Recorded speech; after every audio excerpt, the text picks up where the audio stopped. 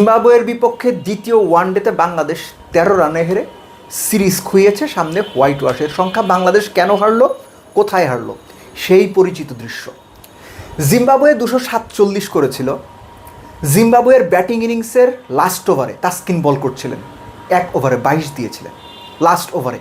এই যে লাস্ট ওভারে 22 রান দেয়া, জিম্বাবুয়ের শেষ 5 ওভারে 60 রান তোলা পার্থক্য করে দিল? বাদ দিই, পার্থক্য গড়েনি, ধরে নিচ্ছি। তানজিদ তামিম, তাওহিদ হৃদয় 108 বলে 80+ রানের একটা জুটি করেছেন। তাওহিদ হৃদয় 90 বলে 60 করেছেন। তানজিদ তামিম 70 বলে 57 করেছেন। আপনি 57 করে কেন আউট হবেন? আপনি 90 বলে 60 করে কেন আউট হবেন? আপনি তো নট আউট থেকে খেলা শেষ করে বের হবেন।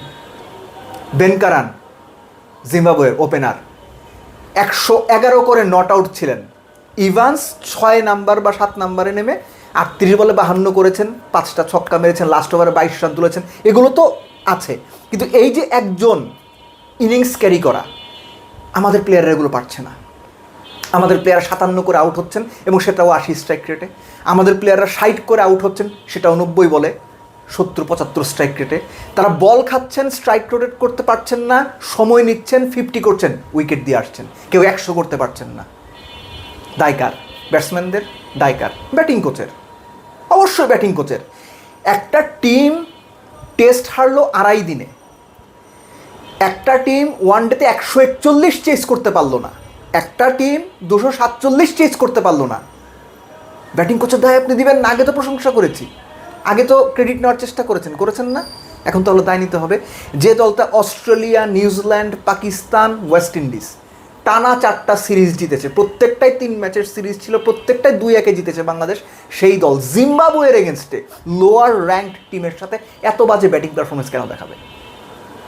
ব্যাটিং কোচকে কাট করে দাঁড় করান, প্রশ্ন করেন তারে, কি করতেছে সে? বাংলাদেশের ব্যাটিং 247 চেস করা উচিত ছিল। একটা পর্যায়ে মনে হচ্ছিল যে বাংলাদেশ ম্যাচটা বের করে নেবে। স্পেসিফিক্যালি নুরুল হাসান সোহান যে পর্যন্ত উইকেটে ছিলেন, তানজিদ তামিম এবং তাওহিদ হৃদয় দুজনে একটা পার্টনারশিপ গড়ার পর যখনই ব্যাক টু ব্যাক তারা আউট হয়ে গেলেন, কেউই ক্যারি করতে পারলেন না, তখন একটা সংখ্যা তৈরি হয়েছিল। সোহানের ওই 30 রান, কত 41 বলে বোধ হয় 33-34 করেছেন, এটা বাংলাদেশকে আশা দিচ্ছিল। সোহান যখন আউট হলেন, তার আউট হওয়ার ধরন, সময়টা খুব ইন্টারেস্টিং। 42তম ওভার, ওই ওভারে অলরেডি তখন 12 রান হয়েছে। সোহান তার আগেই একটা পুল খেলে 4 মেরেছেন। এনগারাভার লাস্ট বলটা শর্ট বল, তিনি আবারও পুল খেলতে গেলেন deep backward square leg, deep fine leg এবং ডিপ ব্যাকওয়ার্ড স্কোয়ার লেগের মাঝামাঝি জায়গায় ফিল্ডারের হাতে দিয়ে এলেন। তখন বাংলাদেশের জেতার জন্য 48 বল দরকার, 41 রান। খেয়াল করেন, সোহান আউট হইল, ক্যাপ্টেন মিরাজ 16 রান নিয়ে উইকেটে। এই জায়গা থেকে 48 বলে 41 দরকার, বিং দ্য ক্যাপ্টেন মেহেদী হাসান মিরাজ, আমরা কি এক্সপেক্ট করবো তার কাছে? সেই তার দেখানো পুরো বড় ভাইদের মতো সবসময় এক নিয়ে টেলেন্ডারকে এক্সপোজ করবেন, মিরাজ তাই করেছেন। রিশাদের কাছ থেকে ব্যাটিং বলতে এখন বাংলাদেশ কিচ্ছু পাচ্ছে না। রিশাদের ব্যাটিংটা জিরোর পর্যায়ে চলে এসেছে। মুজারাবানির 1 ওভারে তিনি একটা বাউন্ডারি মেরেছেন 3rd বলে, আগের 2 বল, পরের 3 বল কত রান করেছে জানেন? 0-0-4, 0-0-0, অর্থাৎ যে ওভারে রিশাদ বাউন্ডারি মেরেছেন সেই ওভারে 5টা ডট দিয়েছেন। মিরাজ এগুলো জানেন না? জানেন। আপনি বলতেই পারেন মিরাজের সমালোচনা করছি, হ্যাঁ আমি করছি। 7 নাম্বার ব্যাটসম্যান, আপনার রিকগনাইজড ব্যাটসম্যান আউট, 48 বলে 41 দরকার। আপনি অবশ্যই স্ট্রাইক রোটেট করবেন, কিন্তু সেটা কতক্ষণ পর্যন্ত? তিনি রিশাদকে নিয়ে কন্টিনিউ স্ট্রাইক রোটেট করে গেছেন, অ্যাবসলুটলি ফাইন।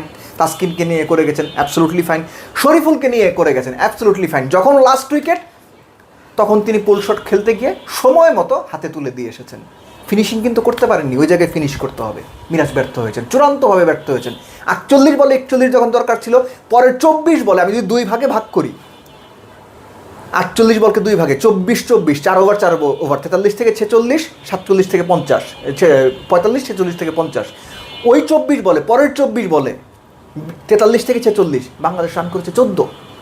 এই নাকি স্ট্রাইক রোটেট, এই নাকি ফিনিশার উইকেটে।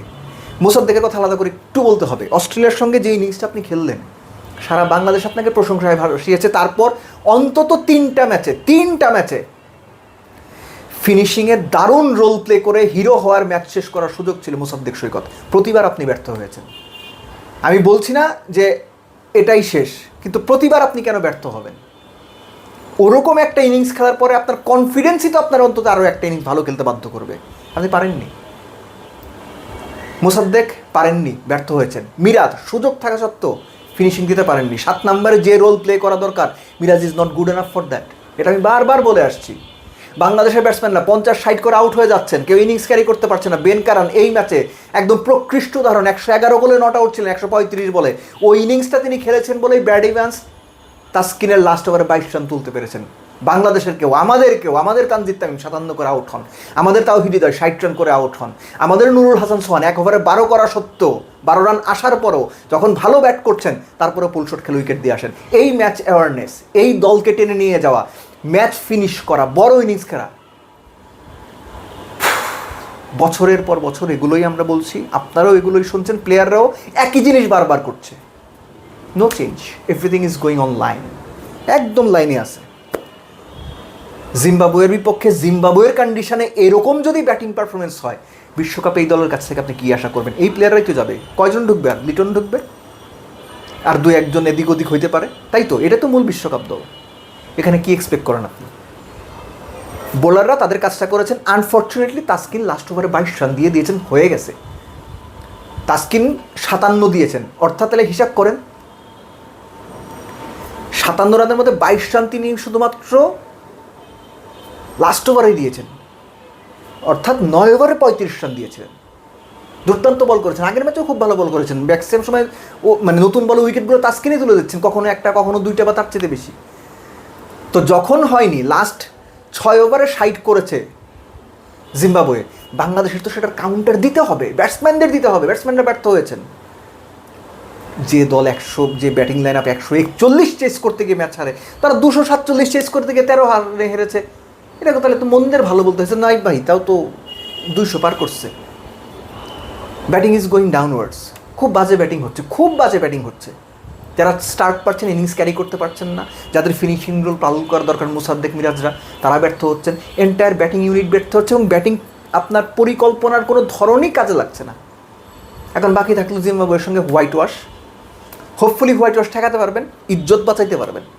যদি সেটা না পারেন, ওই যে নামের পাশে বাংলা ওয়াশ, মানুষকে বলে আমরা অভ্যস্ত। এবার আমরা নিজেদেরই বলবো, আমরা জিম্বাবুয়ের সঙ্গে বাংলা ওয়াশ হয়ে দেশে ফিরেছি।